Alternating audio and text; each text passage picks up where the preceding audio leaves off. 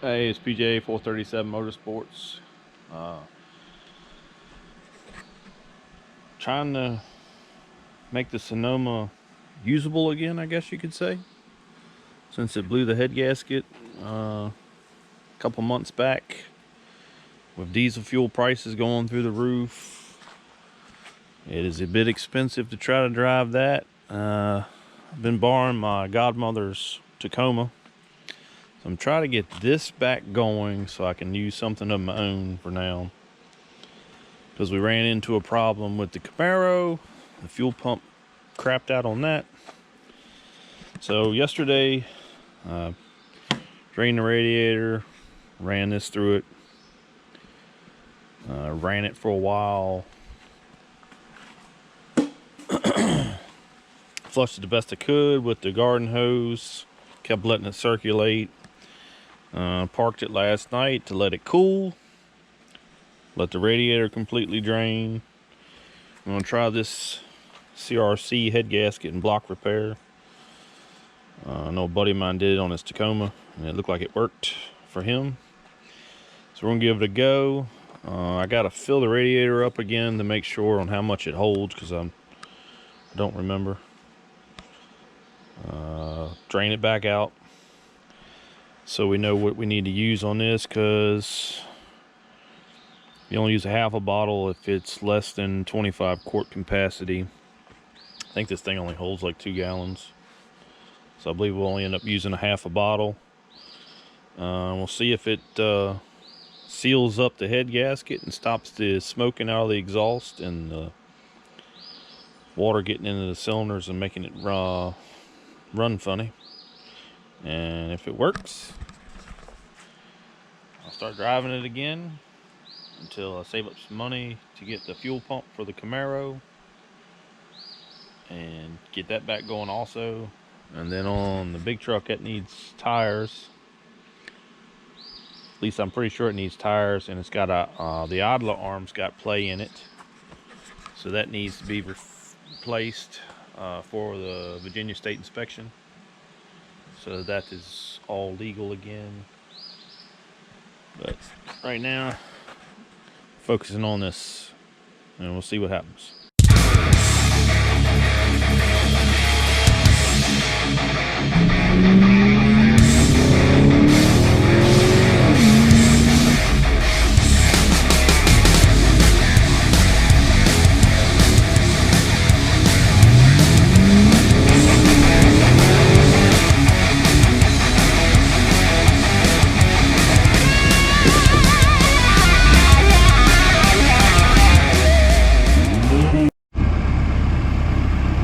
Alright, so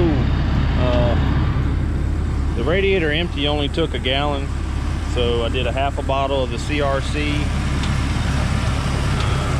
Kind of see a little bit what it looks like there.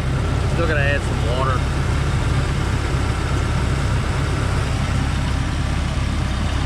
So we'll see what happens. I didn't have any antifreeze to put in it, and it's summertime, so I can do that later on if it works.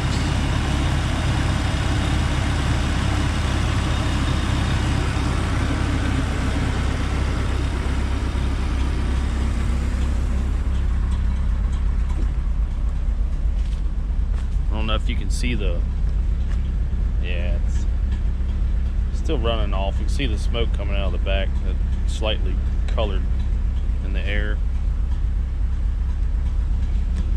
Then you can hear it missing.